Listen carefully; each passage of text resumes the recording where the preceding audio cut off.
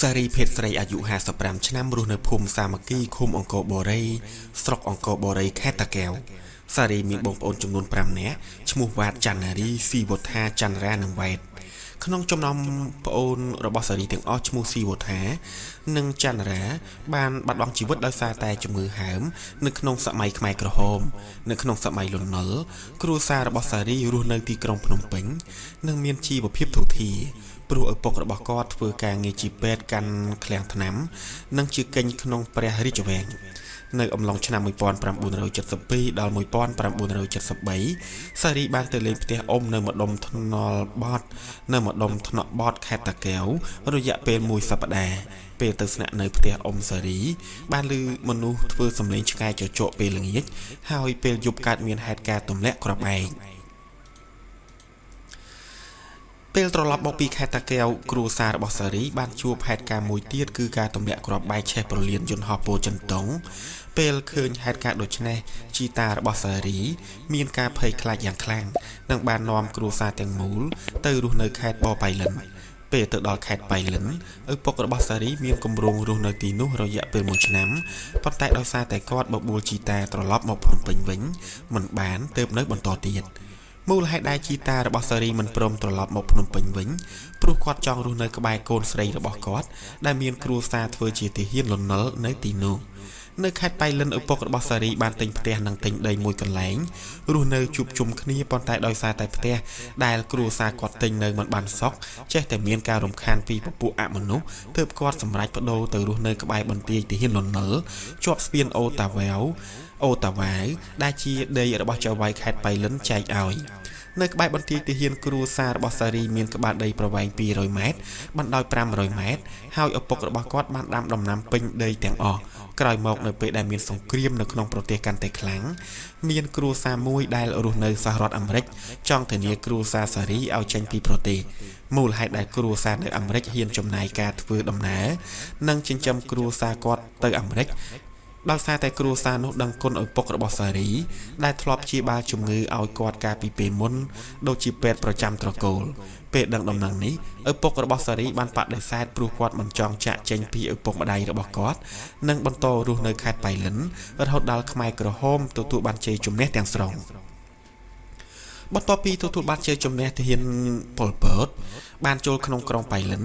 ហើយនឹងបានចាប់ផ្ដើមជំនះទាហានលន់នល់តាមរយៈរថយន្តយកទៅសម្លាប់នៅកន្លែងផ្សេងៗដោយបំផ្ទុះគ្រាប់បែកចំណែកប្រជាជនប្រពន្ធនិងកូនរបស់ទាហានជាច្រើនគ្រួសារទៀតរួមជាមួយនឹងគ្រួសារសារីត្រូវជំនះដោយថ្មើរជើងចេញពីក្រុមតាមក្រោយក្នុងអំឡុងពេលជំនះសារីបានឃើញសាកសពទាហានលន់នល់និងគ្រួសាររបស់ទាហានជាច្រើនកន្លែង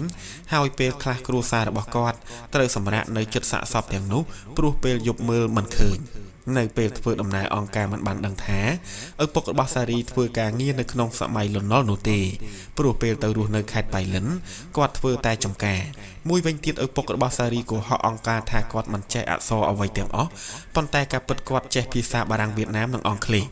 គ្រួសាររបស់សារីបានធ្វើដំណើរទៅដល់សហគមន៍មួយក្បែរភ្នំតាបដីឬហៅថាភ្នំតាបដីប៉ុន្តែមិនទាន់លំបាកប៉ុន្មាននៅឡើយព្រោះមានប្រជាជនចាស់ជួយផ្ដល់អាហារនិងទីជម្រកនៅក្នុងសហគមន៍សារីមិនបានរស់នៅជួបជុំគ្រួសារនោះទេព្រោះអង្គការបានជំនះឪពុករបស់គាត់ឲ្យទៅធ្វើការងារអាឈើនៅកន្លែងផ្សេងហើយម្ដាយធ្វើការងារនៅក្នុងកងចល័តនិងបងប្អូនផ្សេងទៀតដែលធំល្មមត្រូវចេញទៅធ្វើការតាមកងរៀងៗខ្លួន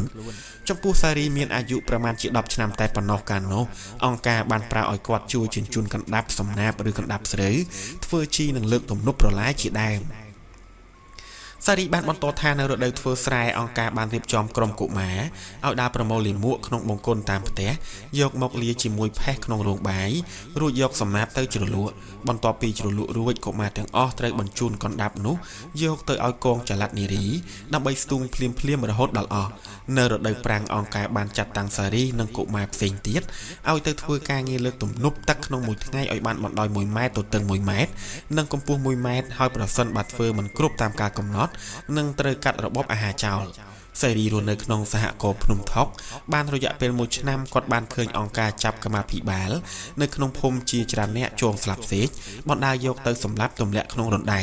ចាប់តាំងពីមានការចាប់ប្រជាជនចេះបរោះនៅក្នុងភូមិស្ទើរតែស្លាប់ទាំងអស់ហើយការហូបចុកកាន់តែលំបាកជាងមុនក្រោយមកការសម្លាប់មនុស្សកាន់តែខួខើនឹងបើកចំហជាងមុនជាក់ស្ដែងសេរីបានឃើញសាកសពមនុស្សដែលអង្គការវាយសម្លាប់ទម្លាក់ក្នុងត្រពាំងទឹកក្បែរផ្លូវដែលគាត់ជញ្ជូនកណ្ដាប់សម្រាប់ឲ្យក្រុមកងចល័តស្ទូងចំណែកឯអ្នកទោសដែលអង្គការយកទៅសម្លាប់ភាគច្រើនគឺគ្មានប្រព្រឹត្តកំហុសធ្ងន់ធ្ងរនោះទេគ្រាន់តែអង្គការចោទថាជាខ្មាំងឬមានប្តីប្រពន្ធជាជនជាតិវៀតណាមក៏ត្រូវយកទៅសម្លាប់ទាំងគ្រួសារដែរ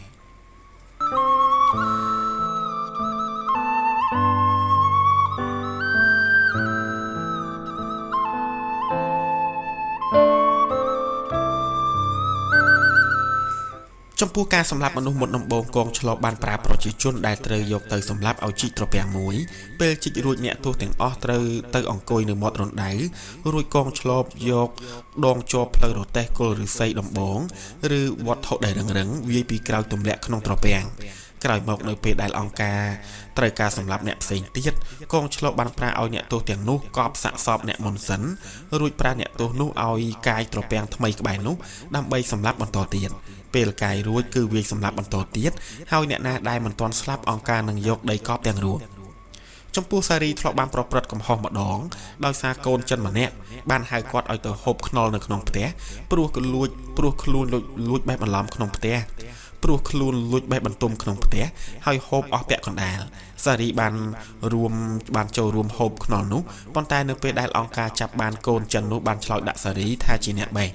ពេលដឹងដំណឹងនេះបងជាដូនមួយដែលធ្វើការងារជាឆ្លប់ភូមិមកសប្រាប់ឲ្យសារីរត់ពីភ្នំថុកទៅតាមឪពុកនៅភ្នំថបដីទើបរួចពីសេចក្តីស្លាប់នៅភ្នំថបដីសារីកិច្ចទៅធ្វើការងារពីកន្លែងមួយទៅកន្លែងមួយទៀតហើយរបបអាហារដែលគាត់ទទួលបានគឺយកពីចំណែកខ្លះរបស់ឪពុកដែលជាជាងធ្វើផ្ទះមុនពេលខ្មែរក្រហមដួលរលំអង្គការបានបញ្ជូនកងឆ្លប់ទៅសម្លាប់គ្រួសាររបស់សារីប៉ុន្តែដោយសារតែអ្នកដែលអង្គការបញ្ជូនឲ្យទៅត្រូវជាឪពុកមីរបស់គាត់ទើបរួចខ្លួន